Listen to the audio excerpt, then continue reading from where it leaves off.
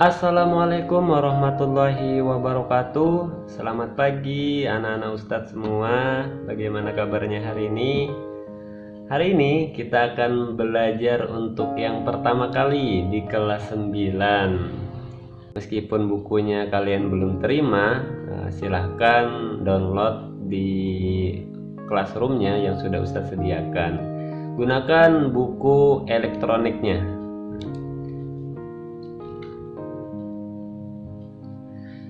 Pada kali ini kita akan belajar tentang dinamika dari perwujudan Pancasila sebagai dasar negara dan pandangan hidup dalam kehidupan berbangsa dan bernegara. Jadi ternyata perjalanan dari Pancasila itu ada tantangannya. Jadi tidak serta-merta Pancasila itu berjalan dengan mulus. Ada beberapa hambatan, ada beberapa tantangan yang harus dilewatinya. Kita tahu pada saat itu PKI berusaha mengganti dasar negara menjadi komunis, dan alhamdulillah kita bisa melewatinya sehingga Pancasila tetap kokoh berdiri dengan tegaknya. Kenapa? Karena saat perumusan dan penetapan Pancasila sebagai dasar negara, dia disusun dengan sangat fundamental sehingga sangat kokoh untuk menjadi sebuah dasar negara yang disepakati bersama-sama, bukan hanya 2-3 orang saja, bersama-sama oleh seluruh masyarakat yang mewakili dari tiap-tiap kepentingan. Makanya pada sila pertama kita tahu berubah, yang semula itu menjalankan syariat Islam berdasarkan pemeluknya berubah menjadi ketuhanan yang Maha Esa. Itu membuktikan bahwa Pancasila itu mengakomodir semua suku, semua daerah, semua agama, tidak hanya milik satu agama. Begitu. Jadi tujuan pembelajaran kita pada kali ini, yang pertama, nanti kalian mampu menjelaskan penerapan Pancasila dari masa ke masa. Yang kedua, tentang dinamika Pancasila sesuai perkembangan zaman. Yang ketiga, menganalisis langkah-langkah perwujudan nilai-nilai Pancasila sebagai dasar negara dalam kehidupan, dan mendeskripsikan pengamalan Pancasila dalam kehidupan sehari-hari. Nah, ini peta konsep pembelajaran kita. Pada hari ini kita akan belajar bagian ini aja dulu. Penerapan Pancasila dari masa ke masa yang meliputi periode 1945 sampai 1955 atau awal kemerdekaan. Yang kedua pada saat 1956 sampai 1966 atau masa Orde Lama, masuk ke tahun 1965 sampai 1998 masa Orde Baru, dan yang terakhir yaitu masa reformasi sampai sekarang. Nah, penerapan Pancasila dari masa ke masa. Yang pertama, periode 1945 sampai 1959 yang dikenal dengan demokrasi liberal atau masa awal kemerdekaan. Mewujudkan Pancasila dalam kehidupan berbangsa dan bernegara tidaklah berjalan dengan mulus, dengan lancar, karena dipengaruhi oleh berbagai ancaman. Salah satu ancaman yaitu upaya untuk mengganti Pancasila sebagai dasar negara dan pandangan hidup dalam berbangsa dengan ideologi yang lain. Nah, di bawah ini akan kita bahas beberapa kronologi atau kejadian dalam berjalannya atau pelaksanaan Pancasila itu dari awal kemerdekaan sampai sekarang. Nah, kalian pernah dong tahu bahwa peristiwa GSPKI, Gerakan 30 September, tentang peristiwa PKI yang menculik 7 jenderal ini. Nah, yang dia ingin melakukan kudeta tapi akhirnya gagal pada saat itu. Nah, mungkin ini tidak banyak yang tahu bahwa selain PKI juga ada peristiwa yaitu tentang pemberontakan Darul Islam atau DII, Darul Islam Indonesia. Nah, pemberontakan Darul Islam atau Tentara Islam Indonesia adalah suatu gerakan yang menginginkan berdirinya sebuah negara Islam di Indonesia. Nah, pemberontakan Darul Islam ini bermula di Jawa Barat, kemudian menyebar ke daerah-daerah lain seperti Jawa Tengah, Aceh, Sulawesi Selatan, dan Kalimantan Selatan. Nah, sampai akhirnya itu yang meledak itu di Aceh. Nah, sehingga pada saat itu Presiden Soekarno melihat ini sebagai sebuah ancaman akan negara. Akhirnya dia memberikan daerah Aceh itu keistimewaan khusus, sehingga Nanggur Aceh Darussalam itu bisa menjalankan syariat hukum Islam di daerahnya. Karena peran serta Aceh dalam kemerdekaan Indonesia itu juga sangat banyak, sehingga Aceh ingin negara ini itu menggunakan syariat Islam. Tetapi karena kita sudah menggunakan Pancasila, sehingga tidak mungkin lagi mengganti dasar negara, hingga Aceh diberikanlah hak otonomi daerah. Nah, mungkin waktu kelas 7 sudah belajar kan tentang otonomi daerah. Nah, diberikan khusus. Jadi akhirnya di Aceh dia bisa menggunakan hukum Islam. Jadi begitu ceritanya, kenapa Aceh mendapatkan hak istimewa di daerahnya. Karena peran serta Aceh dalam kemerdekaan Indonesia itu sangatlah berperan banyak. Nah, selain peristiwa PKI, juga selain Darul Islam Indonesia, juga ada peristiwa tentang RMS. Geliat RMS di awal kemerdekaan Indonesia. RMS itu singkatan Rakyat Maluku Selatan kalau nggak salah. Iya benar. Oh sorry, bukan. Republik Maluku Selatan. Ini ada nih. Nah, jadi pada tahun 1950 bulan Januari, sekelompok bekas pasukan Baret Kenil itu pulang ke Ambon. 25 April, RMS atau Republik Maluku Selatan diproklamasikan di Ambon. 10 Juli, Letkol Slamet Riyadi dikirim ke Ambon untuk menumpas RMS ini. Dia salah satu komandan grup di bawah Kolonel Kawi Larang. Nah, pada bulan Agustus, Letnan Mustika X Kenil baru saja bergabung dengan TNI. Sebagai Kapten TNI, dia langsung dikirim memerangi RMS di Ambon. 9 September, Batalion Abdullah dikirim ke Ambon untuk menumpas RMS. Nah, pada tanggal 25 September, Mayor Abdullah gugur ditembak oleh RMS ketika memimpin pendaratan di sekitaran Seram. Nah, selanjutnya di tanggal 28 September, Letkol Slamet Sudiarto gugur ditembak ketika memimpin pendaratan di sekitar Hitu. Yang terakhir pada 4 November, Letkol Slamet Riyadi juga gugur ditembak oleh peluru dari Republik Maluku Selatan. Nah, jadi ini tadi adalah peristiwa-peristiwa yang mengawali setelah kita merdeka, dasar negara itu sudah dibentuk sebagai pondasi negara, tetapi itu diuji. Jadi Pancasila itu tidak baru-baru sekarang saja diujinya.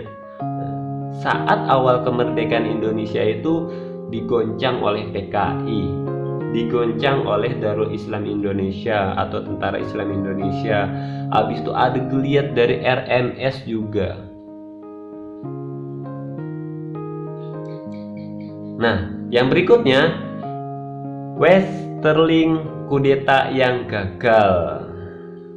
Nah, ini adalah APRA, Angkatan Perang Ratu Adil, didirikan tanggal 5 Januari 1949 oleh Kapten Kenil Raymond Westerling, berusaha mempertahankan negara federasi yang dibentuk Belanda untuk melawan Negara Kesatuan Republik Indonesia.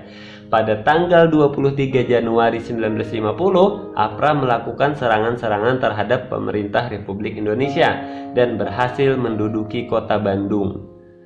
Pada serangan tersebut terdapat beberapa tokoh yang berhasil menduduki kota Bandung. Pada serangan tersebut terdapat beberapa tokoh atau bangsa yang menjadi korban seperti Sultan Hamengkubuwono yang ke-9 atau Menteri Pertahanan pada saat itu, dan Ali Budiarjo atau Sekretaris Jenderal pada saat itu. Westerling kemudian melarikan diri ke Singapura karena kudeta yang dilakukannya mengalami kegagalan.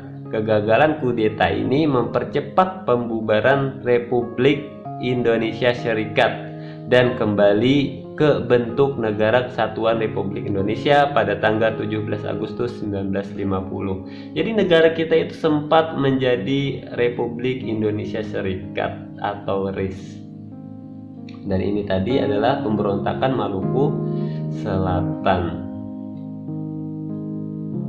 Pada rentan periode ini ada peristiwa bersejarah pertama di Indonesia, yaitu pelaksanaan pemilu 1955.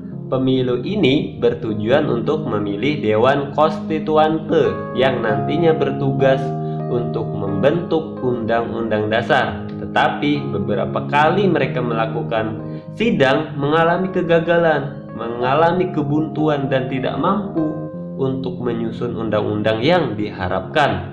Nah, keadaan ini akhirnya menimbulkan krisis politik dan keamanan yang akhirnya keluar dekret presiden pada tanggal 5 Juli 1959 yang isinya yang pertama membubarkan Dewan Konstituante, yang kedua memberlakukan kembali Undang-Undang Dasar 1945 dan tidak berlaku lagi Undang-Undang Dasar Sementara 1950. Yang ketiga akan dibentuk DPRS dan MPRS dan DPAS. Nah, dari uraian di atas dapat disimpulkan bahwa pengamalan Pancasila selama periode tersebut diarahkan pada ideologi liberal yang mengagungkan kepentingan individu, dan ini bertentangan dengan prinsip ideologi Pancasila. Berikutnya, periode 1959 sampai 1966 demokrasi terpimpin, yaitu pada masa Orde Lama. Jadi pada masa Orde Lama ini, demokrasi itu bukanlah berada di kekuasaan rakyat. Jadi pemimpin itu memiliki kekuasaan yang sangat luas sekali. Nah, dalam hal ini adalah seorang presidennya, yaitu Soekarno. Nah, jadi Soekarno memiliki kekuasaan yang sangat mutlak. Nah, terjadi berbagai penyimpangan terhadap Pancasila dan undang-undang. Nah, penyimpangan yang terjadi pada saat itu adalah ideologi Nasakom atau nasionalis, sosialis, agama, komunis. Nah, Presiden Soeharto ditetapkan sebagai presiden seumur hidup. Nah, pernah kan Ustadz cerita waktu kalian kelas 8 bahwa penyimpangan yang terjadi pada saat Presiden Soekarno yaitu adalah dengan dikeluarkannya TAP MPR nomor 20 tahun 1963, yaitu menetapkan bahwa Presiden Soekarno ditetapkan sebagai presiden seumur hidup, dan itu bertentangan dengan Undang-Undang Dasar. Dan presiden juga mampu membubarkan DPR. Nah, hasil pemilu 1955, presiden membentuk MPRS yang anggotanya terdiri dari DPR-GR, Dewan Perwakilan Rakyat Gotong Royong, utusan daerah, utusan golongan yang semuanya diangkat dan diberhentikan oleh presiden.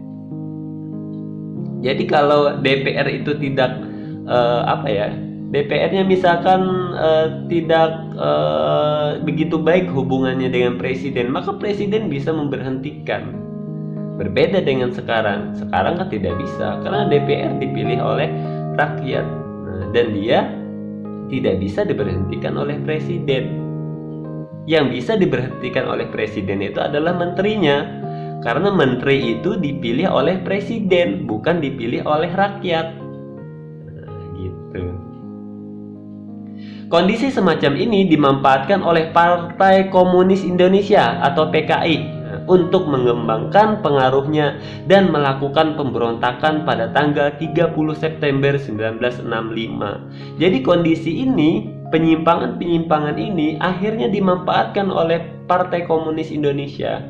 Nah, untuk mengembangkan pengaruhnya pada saat itu, dan akhirnya terjadilah pemberontakan 30 September 1965. Nah, berdasarkan uraian di atas dijelaskan bahwa nilai-nilai Pancasila tidak dilaksanakan dengan benar karena ideologi dikembangkan adalah ideologi otoriter dan semakin berkembangnya ideologi komunis serta politik konfrontatif yang tidak memberikan hak demokrasi. Surat tanggal 11 Maret 1966 diserahkan Soekarno kepada Soeharto yang menjadi sejarah proses pengalihan atau suksesi kekuasaan. Keberadaan Super Semar yang asli masih samar, jadi tidak tahu yang aslinya di mana. Muncul spekulasi bahwa surat itu sengaja dihilangkan. Kenapa? Agar tidak terlacak kebenaran isi dari kudeta. Nah, jadi versi Orde Baru menyebutkan bahwa lewat surat itu Soekarno memberikan mandat kepada Soeharto untuk memulihkan kondisi sosial dan keamanan pada saat peristiwa 30 September 1965. Versi lain menyebutkan bahwa ada dugaan bahwa Soekarno itu dipaksa untuk menandatangani surat tersebut yang telah dibuat oleh Soeharto untuk melakukan kudeta. Dan dua versi ini sampai saat ini masih berkembang. Tidak tahu mana yang benar, apakah saat itu benar bahwa Soekarno itu dipaksa untuk tanda tangan untuk pengalihan kekuasaan, apakah yang benar itu bahwa memang Soekarno itu memberikan surat perintah itu secara sukarela, meminta bantuan kepada Soeharto untuk membantu pemulihan keadaan negara pada saat itu. Wallahu alam, tidak ada yang tahu. Semua versi ini dia punya pendapatnya masing-masing. Berpegang pada surat perintah itu, akhirnya Soeharto mengambil aksi beruntun pada Maret 1966. Yang pertama, membubarkan Partai Komunis Indonesia atau PKI. Dibubarkan, ditumpas habis PKI pada saat itu.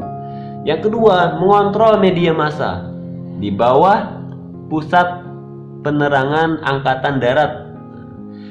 Dan yang berikutnya, ini yang menarik, menangkap 15 menteri. Yang menteri ini adalah pendukungnya atau sangat loyal kepada Soekarno. Sehingga di parlemen Soekarno kehilangan pendukungnya.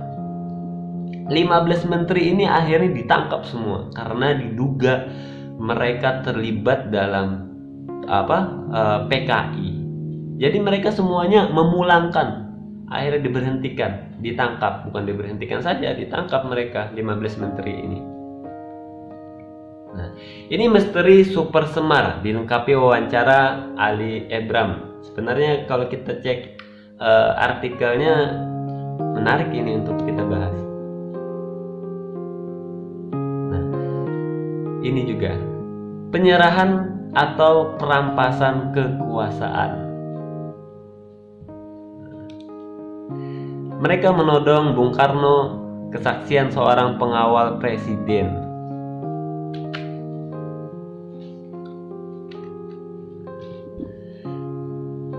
Transfer kekuasaan setelah tragedi 1965. Pada 10 Oktober 1965 dibentuk Komando Pemulihan dan Ketertiban atau Kopkamtib. Soeharto menjadi panglimanya.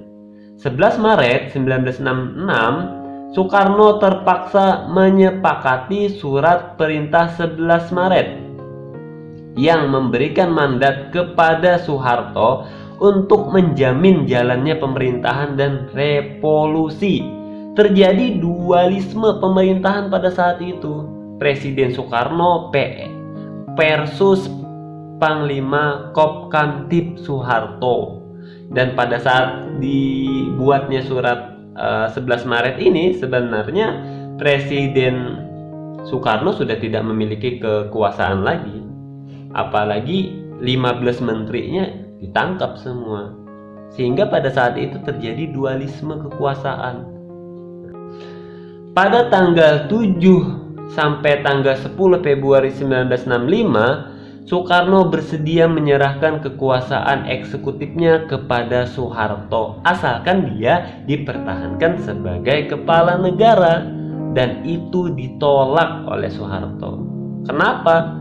Karena Soeharto pasti menginginkan bahwa kepala negaranya adalah orang yang menjalankan kekuasaan itu, kekuasaan eksekutif. Akhirnya pada tanggal 22 Februari 1967, Presiden Soekarno menyerahkan kekuasaan kepada Soeharto. Dan tanggal 12 Maret 1967 melalui TAP MPR mencabut kekuasaan Soekarno dan menetapkan Soeharto sebagai pejabat presiden. Jadi beginilah peristiwa bisa disebut perebutan kekuasaan, bisa, karena memang demikian pada saat itu terjadinya. Dan yang lebih menarik lagi kalau kita menonton kelanjutan hidupnya Presiden Soekarno setelah dia tidak lagi menjadi presiden. Setelah dia tidak menjadi presiden, dia diasingkan. Kalau kalian mau tahu itu videonya, bisa nanti cari-cari di YouTube tentang sejarah setelah Bung Karno itu tidak lagi menjadi presiden. Berikutnya, periode 1966 sampai 1998, demokrasi Pancasila atau masa Orde Baru. Pada masa pemerintahan Soekarno memiliki keinginan untuk melaksanakan Pancasila dan Undang-Undang Dasar Negara Republik Indonesia tahun 1945 secara murni dan konsekuen. Kebijakan tersebut didukung oleh bangsa Indonesia sekaligus memberikan angin yang segar dalam rangka pengamalan Pancasila. Setelah berjalan beberapa tahun, semangat untuk melaksanakan Pancasila dan Undang-Undang Dasar secara murni dan konsekuen itu semakin luntur. Hal ini ditandai dengan beberapa kebijakan pemerintah yang tidak sesuai lagi dengan nilai-nilai Pancasila. Artinya terjadi penyimpangan lagi akan nilai-nilai Pancasila itu. Penyimpangan-penyimpangan yang terjadi adalah pengekangan terhadap kehidupan demokrasi. Kebebasan berpolitik itu dibatasi dengan partai politik yang terbatas hanya 3 partai saja, yaitu ada P3, ada Golongan Karya atau Golkar, dan ada PDI. Kebebasan berpendapat dibatasi, kebebasan pers juga dibatasi. Fungsi lembaga perwakilan rakyat yang lemah, merebaknya kasus-kasus korupsi, dan terjadinya pelanggaran-pelanggaran HAM pada saat itu. Memasuki masa reformasi, penerapan Pancasila sebagai dasar negara dan pandangan hidup bangsa di masa reformasi menghadapi tantangan dari kehidupan masyarakat yang mengarah pada kebebasan. Jika dahulu ancaman terhadap ideologi Pancasila adalah pemberontakan-pemberontakan yang ingin mengganti Pancasila dengan ideologi yang lain, saat ini ancaman datang dari kebebasan yang ada pada masyarakat. Kebebasan dalam kehidupan masyarakat pada masa reformasi ini seperti kebebasan pers atau kebebasan mengemukakan pendapat baik secara tulisan maupun lisan melalui media pers seperti koran, majalah, televisi, atau YouTube, Facebook, banyak. Kebebasan berorganisasi, kebebasan berekspresi, dan lain sebagainya. Kebebasan tersebut dapat memicu kreativitas masyarakat, namun jika dilaksanakan dengan berlebihan dapat menimbulkan dampak yang tidak baik. Dampak yang tidak baik dari konsep kebebasan tanpa batas yaitu pola komunikasi yang tidak beretika. Maraknya berita hoak atau berita tidak benar dapat menimbulkan perpecahan dalam kehidupan bermasyarakat, munculnya pergaulan bebas, beredarnya narkoba, maraknya aksi anarkis, vandalisme, menyebabkan perpecahan dan menurunnya moral bangsa. Penerapan Pancasila di era reformasi juga mendapatkan tantangan dari berbagai Penerapan Pancasila di era reformasi juga mendapatkan tantangan dari dalam negeri dan luar negeri. Nah, tantangan dari dalam negeri yaitu menurunnya rasa persatuan dan kesatuan antar masyarakat. Hal ini ditandai dengan maraknya tawuran antar pelajar, bentrokan antar masyarakat, dan tindakan kekerasan dalam menyelesaikan masalah. Padahal kita diajarkan dalam menyelesaikan masalah itu tidak dengan kekerasan, dengan musyawarah untuk mufakat. Bangsa Indonesia juga dihadapkan pada tantangan yang dari luar negeri, yaitu perkembangan dunia yang semakin cepat dan mendasar. Negara-negara di dunia saat ini semakin giat menjalin hubungan baru di bidang politik, ekonomi, pertahanan, dan keamanan. Hal ini mengakibatkan persaingan antar kekuatan di dunia dan perebutan pengaruh itu masih berkecamuk. Salah satu cara untuk menanamkan pengaruh kepada kepala negara yang lain yaitu dengan menyusupkan ideologi-ideologi secara langsung ataupun secara tidak langsung. Jadi kita harus waspada dalam menanggulangi masuknya ideologi-ideologi yang bertentangan dengan Pancasila, yang tidak sesuai dengan Pancasila. Oleh karena itu sangat dibutuhkan komitmen bersama rakyat Indonesia untuk mempertahankan dan melestarikan nilai-nilai Pancasila dalam kehidupan sehari-hari. Nah, jadi mungkin itu materi kita hari ini tentang sejarah dari dinamika perjalanan Pancasila itu dari masa ke masa, dari rezim ke rezim. Demikian untuk evaluasi hari ini, nanti linknya akan Ustadz share di deskripsi. Nanti silahkan antum semua untuk jawab. Nah, ini tugasnya. Ini latihan saja. Bagi yang menyimak materi, insya Allah bisa menjawab. Contoh, pemberontakan ini bertujuan menjadikan Indonesia negara berlandaskan syariat Islam. Pemberontakan yang dimaksud adalah apa kira-kira? Atau yang ini, pemberontakan PKI di Madiun terjadi pada tahun sekian-sekian dipimpin oleh, atau soal yang ini, pemberontakan ini terjadi di Ambon dikarenakan mereka menolak integrasi atau bergabung dengan NKRI dan ingin membentuk negara sendiri. Pemberontakan yang dimaksud itu apa? Apakah PRRI, apakah Darul Islam, apakah RMS, ataukah APRA? Demikian Ustadz Rasa untuk pembelajaran hari ini. Kita akhiri dengan sama-sama mengucapkan hamdalah alhamdulillahirabbil alamin. Demikian, salah hilap Ustadz mohon maaf. Wabillahi taufiq wal hidayah. Assalamualaikum warahmatullahi wabarakatuh.